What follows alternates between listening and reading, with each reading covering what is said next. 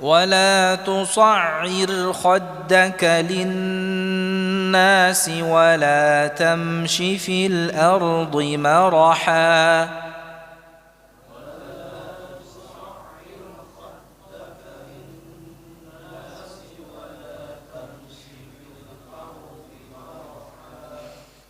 إن الله لا يحب كل مختال فخور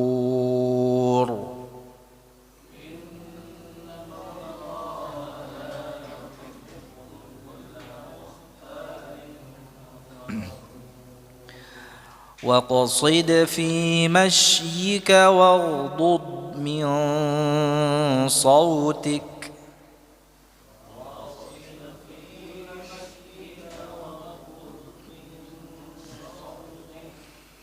إن أنكر الأصوات لصوت الحمير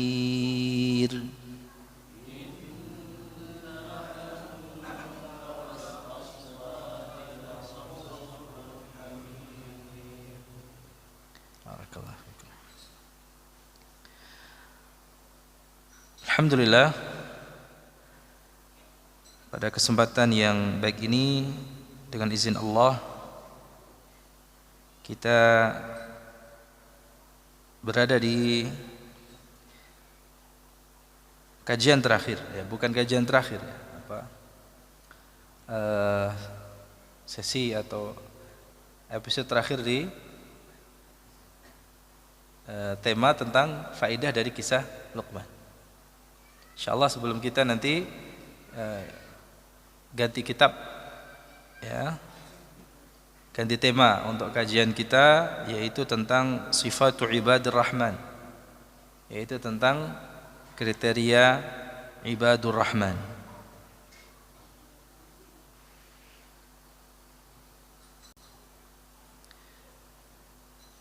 Jemaah yang dimuliakan oleh Allah Subhanahu wa taala,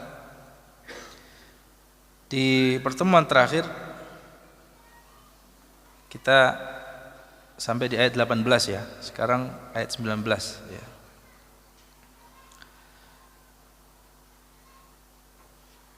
Allah Subhanahu wa taala membenci orang yang ujub lagi sombong,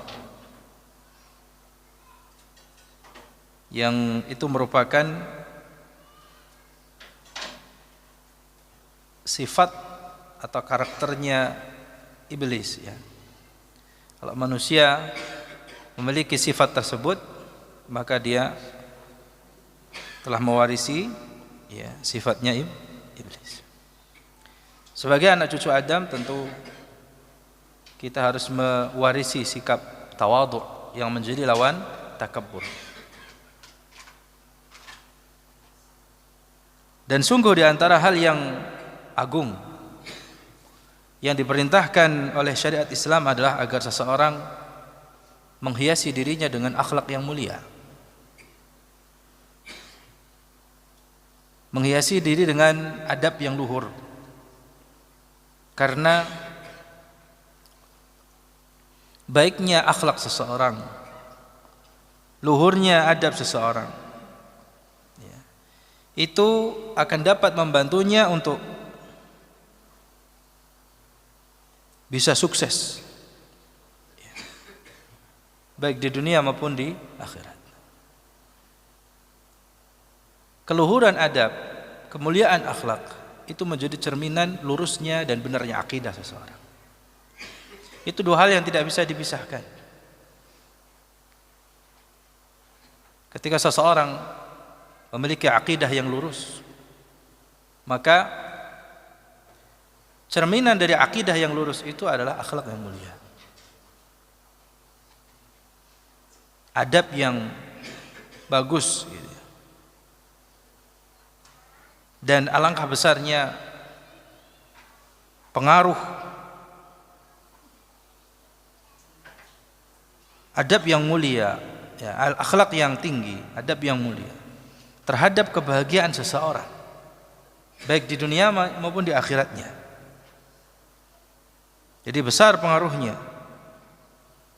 akhlak yang mulia ini terhadap kebahagiaan seseorang baik di dunia maupun di akhirat. Dan alangkah besarnya pengaruh adab yang buruk, akhlak yang tercela terhadap hidup seseorang baik di dunia maupun di akhirat.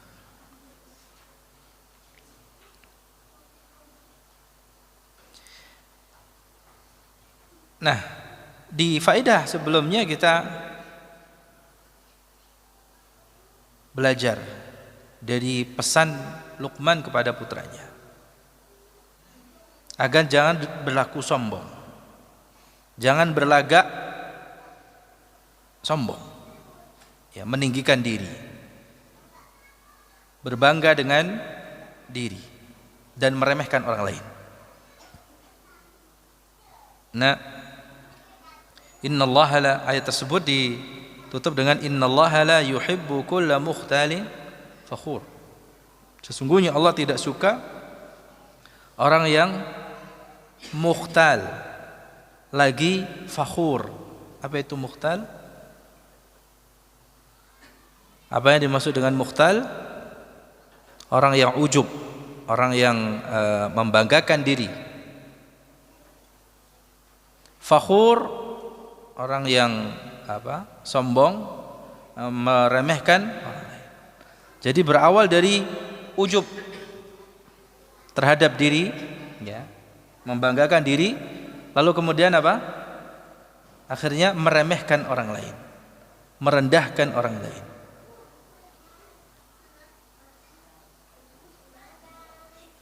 Jadi Allah tidak suka dengan orang yang membanggakan diri dan, ya, meremehkan orang lain, ya. Ini merupakan tahdzir, peringatan yang keras, ya, dari perbuatan al-fakhr wal khuyala. Ya. Kata Imam Ibnu Katsir, innallaha la yuhibbu kulla mukhtalin fakhur, sesungguhnya Allah tidak suka terhadap orang yang mukhtal, ay mu'jabun fi nafsihi, ya, bangga terhadap dirinya. Fakhur ay ala ghairihi, ya, sombong kepada orang lain, ya, berawal dari apa tadi? Membanggakan diri, ya, menyombongkan diri, lalu kemudian meremehkan dan merendahkan, ya, menghina orang lain.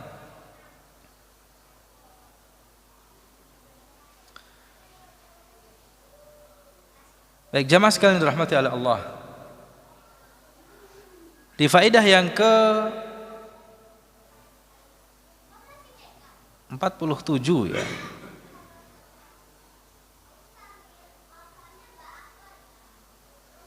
ini juga masih berbicara tentang bagaimana kita bersikap pertengahan, ad-da'watu ila tawassut wal i'tidal, ya. Jadi seruan agar dalam segala hal, ya, dalam, ya, perkara kita berperilaku, gitu, ya, itu pertengahan, ya, proporsional, ya. Jadi tidak berlebihan, tidak pula serampangan, gitu, ya. Itu merupakan, ya, keistimewaan agama kita. Bahkan di sini pesannya Luqmanul Hakim kepada putranya agar apa? Waqsid fi masyika. Jadi dalam berjalan, ya, kemudian dalam berucap, ya, dalam berperilaku, dalam berucap, dari jalannya itu bukan jalannya orang yang congkak. Tutur katanya bukan tutur kata orang yang menunjukkan orang yang meninggi, gitu, ya, orang yang sombong, orang yang suka misuh, gitu, ya, berteriak-teriak tapi merendahkan semua.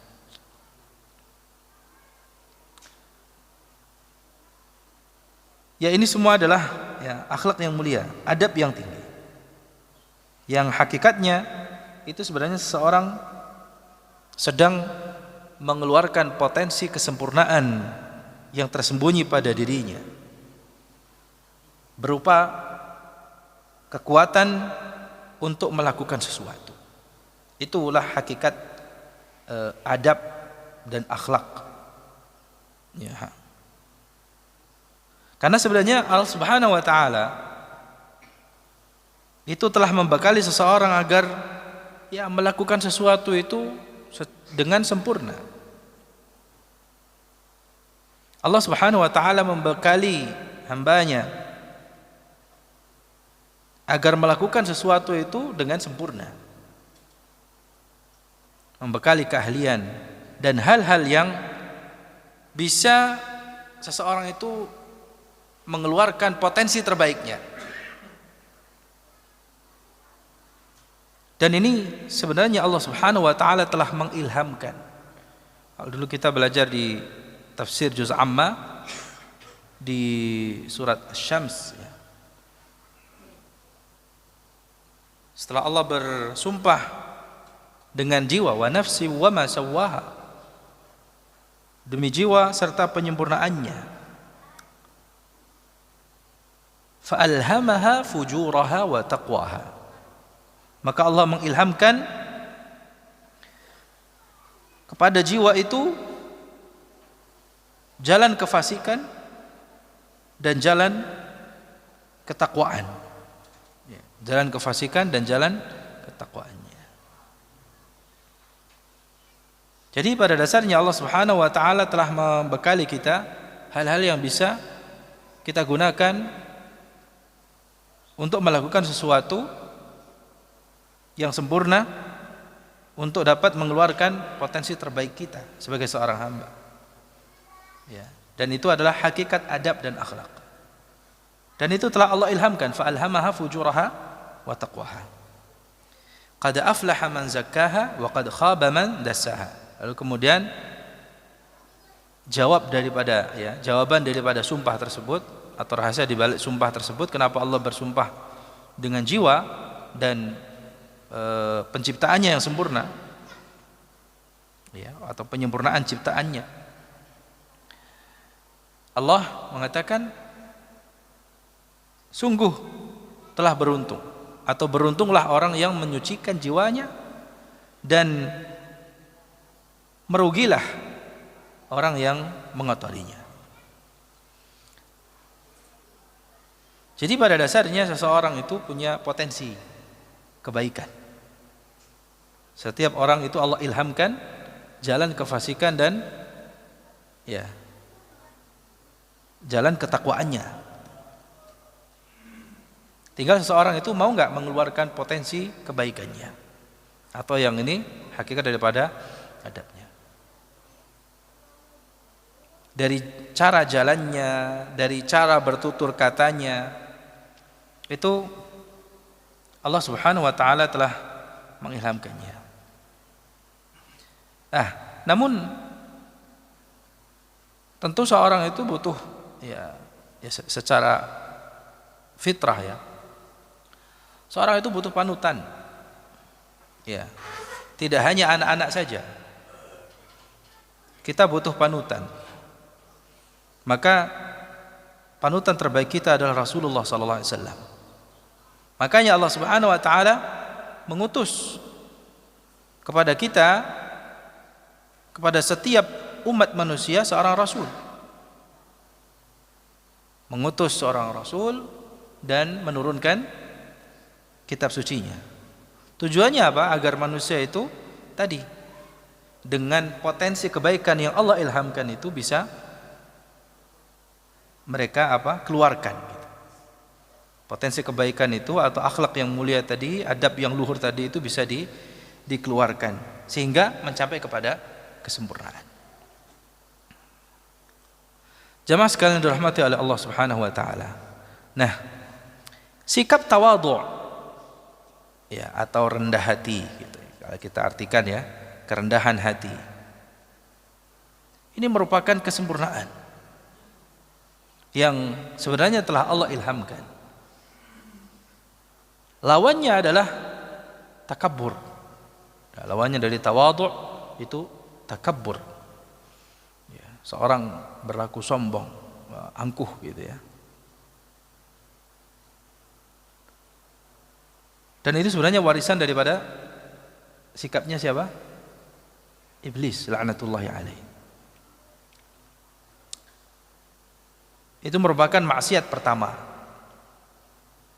yang dengannya iblis diusir dari surga. Ya.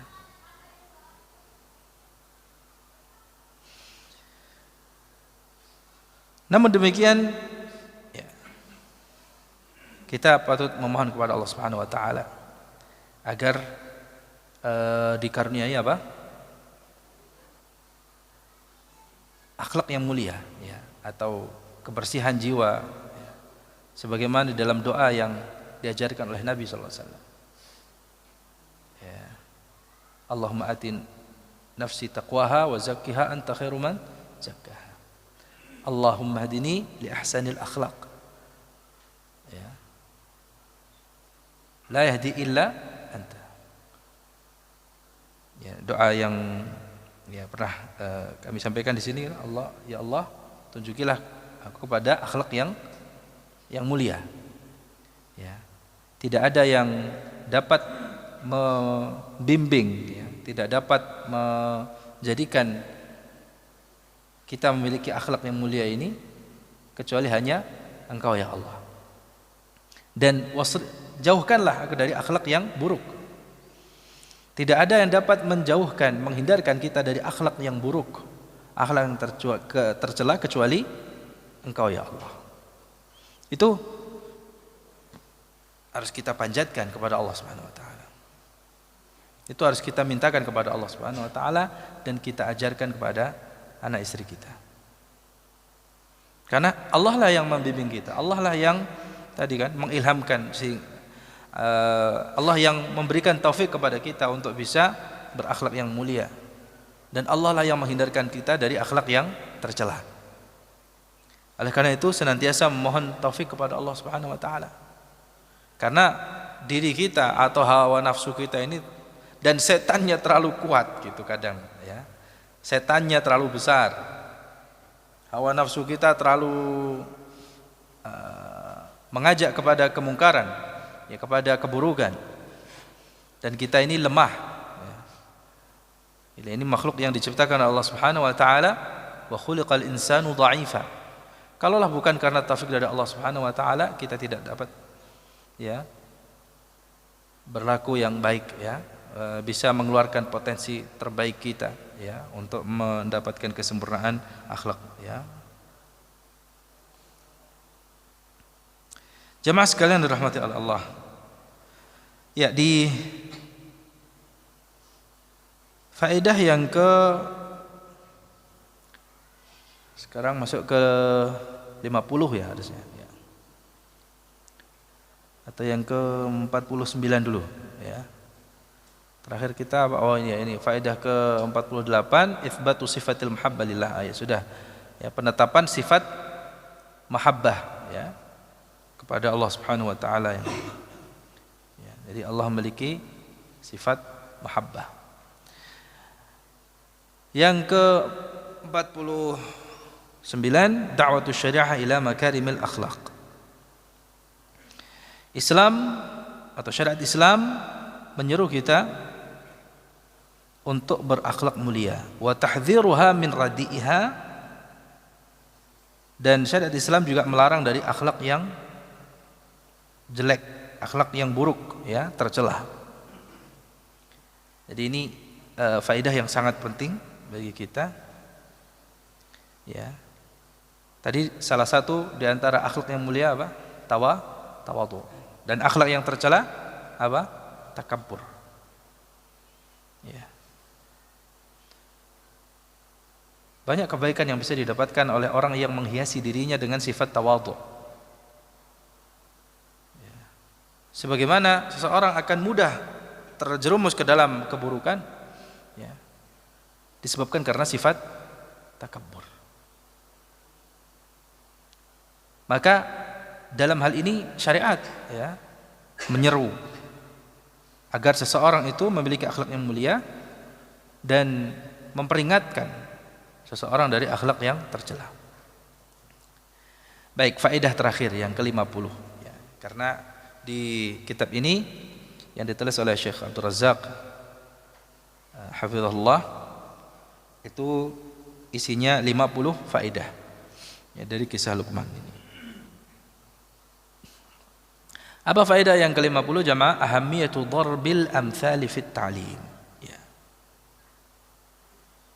Jadi di ayat yang ke-19 Allah Subhanahu wa taala membuat permisalan, dan di dalam pengajaran ya, kalau kita sebagai seorang guru maupun orang tua, maka penting kita untuk membuat permisalan ya. Termasuk ini pesannya Luqman kepada putranya, waghdud min waqsid fi mashyika, berjalanlah yang apa artinya waqsid fi mashyika? Jadi kalau berjalan pelan ya. Kalau bersuara lunakkan. Lunakkanlah suaramu. Lalu kemudian ayat itu kan ditutup, inna ankaral aswati la sautul hamir. Sesungguhnya seburuk-buruknya suara itu adalah suara keledai. Ini permisalan yang luar biasa. Jamaah pernah lihat keledai? Pernah lihat keledai enggak? Pernah. Di mana? Pernah mendengar suaranya? Colek, betul. Kalau pernah mendengar suaranya itu jelek. Ini beda dengan kuda ya. Dia ada kemiripan dengan kuda, tapi beda ya. Keledai beda dengan kuda ya. Ada yang ini dari perhewanan nggak ada ya, peternakan gitu ya. Beda ya antara kuda dengan keledai, sama nggak? Beda. Ini dua hewan yang berbeda. Kalau kuda suaranya gimana? Merdu. Gimana suara kuda? Nah, keledai itu adalah hewan yang memiliki suara yang jelek. Jadi bukan hanya dari karakter suaranya, intonasinya aja itu tidak enak di telinga didengarkan. Ya, bagi yang pernah melihat langsung dan mendengarkan secara langsung keledai itu bersuara, ya, dia akan tahu bahwa ya, keledai itu suaranya jelek. Ya. Mungkin kalau kuda kita bisa menirukan ya. Ya, anak-anak kita itu ya, gimana bisa menirukan suara kuda enggak? Ya. Iya, karena masih ya oke lah suara kuda ya. Tapi kalau suara keledai, waduh, enggak usah ditirukan ya. Karena apa? Jelek. Dan ini sudah menjadi perumpamaan. Inna ankaral aswati la sautul hamir. Allah abadikan dalam Al-Qur'an. Sesungguhnya suara atau sejelek-jeleknya suara, seburuk-buruknya suara itu adalah suara keledai. Ini mathalun balighun fihi anna raf'a sautil fahish al-munkar. Ya. Lau kana dha fa'idatin lam ikhtassa bi hadzal hayawan alladhi 'ulimat khissatuhu wa baladatuhu. Ya, kita tidak mengatakan kasihan keledai ya, dijadikan apa? Permisalan yang buruk. Ya, itu adanya permisalan supaya kita mengambil ibrah. Ya. Kenapa hewan yang satu ini secara khusus oleh Allah dijadikan sebagai permisalan? Bahkan di dalam pesannya Luqman kepada putranya agar melunakkan suara, jangan seperti kalau suaranya keras tapi apa? Jelek, gak enak didengar. Jadi firman Allah Subhanahu wa taala ayat 19 dari surah Luqman ini mengandung permisalan yang tinggi. Jadi kalaulah sekiranya laukana dza faidah, kalaulah sekiranya meninggikan suara pada hal yang itu memang diperlukan, mengandung faidah ya, Tidak mungkin Allah membuat permisalan pada hewan seperti keledai yang sama-sama ya, diketahui atau kita kenali, ya, sama-sama kita kenal dengan keledai itu apa? Suaranya jelek, ya, dan ya perilakunya bodoh. Balad, balid itu kan itu di bawahnya bodoh lagi gitu. Jadi kalau ada jahil, ini balid gitu ya. Ini mohon maaf mungkin apa ya, termasuk hewan yang kan ada hewan yang cerdas gitu ya. Termasuk apa anjing itu, walaupun kadang dalam perilakunya itu ada yang diperumpamakan apa? Ya. Perumpamaan yang jelek, tapi ada bahkan kalau di dalam pepatah Arab itu ada yang memperumpamakan seseorang dengan anjing itu bukan pada sesuatu yang jelek, bukan pada permisalan jelek. Tapi kalau umpamanya keledai, itu pasti jelek. Jadi kalau umpamanya di bangsa Arab ya, seseorang diperumpamakan seperti anjing itu masih apa? Masih mending daripada apa? Keledai. Gitu. Dan dalam Al-Quran juga ada, gitu ya. Ya. Perumpamaan mereka seperti perumpamaan apa? Anjing. Kalau kau ini apa namanya? Kalau kau apa namanya pegang anjing atau kau apa namanya perhatikan anjing itu dia menjulurkan lidahnya, ya. Yalhath, au tatruku yalhath. Kalau kau biarkan juga dia apa? Tetap apa? Ini hewan ini apa? Apa itu menjulurkan lidah itu apa? Ya melet-melet gitu. Ya kan jelek ya gitu ya. Tapi ada sisi lain yang dijadikan perumpamaan anjing itu apa? Kesetiaan. Dan termasuk hewan yang cerdas. Makanya anjing yang di apa namanya? Mukallabin, anjing-anjing yang apa istilahnya? Bukan terdidik ya, anjing terlatih gitu ya. Anjing terlatih itu berharga sekali. Bahkan bisa dijadikan apa? Untuk menjaga rumah atau menjaga apa? Menjaga rumah. Apa itu? Peternakan ya, menjaga kebun ya. Ada anjing-anjing tertentu ya. Dan dia termasuk hewan yang setia. Makanya kadang di dalam permisalan Arab masal, ini kita berbicara tentang apa? Permisalan. Ada yang orang itu dipermisalkan seperti anjing. Dalam apa? Kesetiaan. Kun kal kalbi. Jadilah seperti anjing. Fil wafai gitu ya. Cuman kadang ini ada permisalan yang apa namanya? Tidak didetailkan ya. Jadilah seperti anjing ya. Jadi kalau umpamanya anjing lo gitu ya, tenang aja, senyumin aja. Kalau saya bukan anjing berarti kamu yang anjing gitu ya. Enggak gitu. Maksudnya ada sisi positifnya, masih ada sisi apa? Kebaikannya untuk yang namanya apa? Anjing. Dalam apa? Kesetiaan.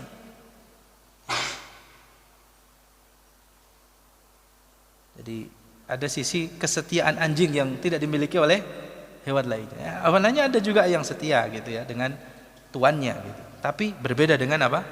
Anjing. Makanya itu juga dijadikan permisalahan. Tapi untuk yang positifnya yaitu pada kesetiaan. Karena itu hewan yang dikenal apa? Setia. Belum lagi kalau hewan itu dilatih dengan ini, bahkan dia punya kecerdasan ya di atas hewan-hewan yang lainnya. Di samping ada hewan-hewan juga yang lebih cerdas. Tapi itu hewan ya, dia tidak punya akal. Dia tidak punya apa? Akal. Hewan itu berakal atau tidak? Tapi bisa dilatih ya. Hewan aja bisa dilatih. Kita apa? Yang berakal tidak mau melatih diri kita. Ya, makanya ada perumpamaan juga ya, kalau kita tidak mau menggunakan potensi diri kita ya, yang punya mata untuk melihat, punya telinga untuk mendengar, punya hati untuk berpikir. Ya, maka kita bisa jadi lebih hina daripada hewan ternak ya sekali. Nah, baik, kalau itu tadi apa? Ya, anjing itu masih ada. Tapi kalau umpamanya permisalannya seperti apa? Himar. Hamir di sini apa? Al-hamir. Di surat Al-Jumu'ah apa? Himar. Kamathalil himari yahmilu asfara. Ya. Seperti apa? Perumpamaannya keledai yang membawa tumpukan ya kitab. Ya. Di sini inna ankaral aswati la sautul hamir. Ya, kenapa hewan ini yang secara khusus ya dijadikan permisalan, perumpamaan? Karena sebagaimana yang kita ketahui, kita kenal ya, hewan ini ya, buruk dan apa? Dan bodoh. Ya. Dan berarti ada gunanya. Allah menciptakan hewan ini supaya kita mengambil apa? Jadi dari hewan yang buruk dan bodoh saja itu bisa kita ambil apa? Pelajaran supaya kita tidak seperti himar atau apa? Hamir, ya. Keledai. Jadi kalaulah sekiranya suara yang tinggi, ya, suara yang keras, yang memang yang tidak diperlukan itu punya faedah, maka ya nggak perlu Allah menggunakan permisalan keledai tadi, ya, suara keledai tadi. Ini menunjukkan bahwa apa? Teriak-teriak, ya, suara yang apa? Meninggi itu nggak ada faedahnya begitu. Bisa difahami jemaah ya? Kenapa sampai Allah menggunakan keledai untuk membuat permisalan ini? Karena apa? Karena yang namanya meninggikan suara, ya, teriak-teriak itu nggak ada faedahnya. Dan ini pelajaran bagi kita orang tua. Sebaik apapun nasihat kita, kalau kita nasihatkan, walaupun tujuannya apa? Nasihati, tapi teriak-teriak, marah-marah, ya, kadang kita lost control gitu ya. Tetap yang ditangkap oleh anak kita apa? Teriak-teriaknya, bukan nasihatnya. Gitu. Makanya ini juga menjadi pesan tidak hanya kepada anak-anak kita, tidak hanya dari Luqman kepada putranya, tapi juga sebenarnya kita sebagai orang tua.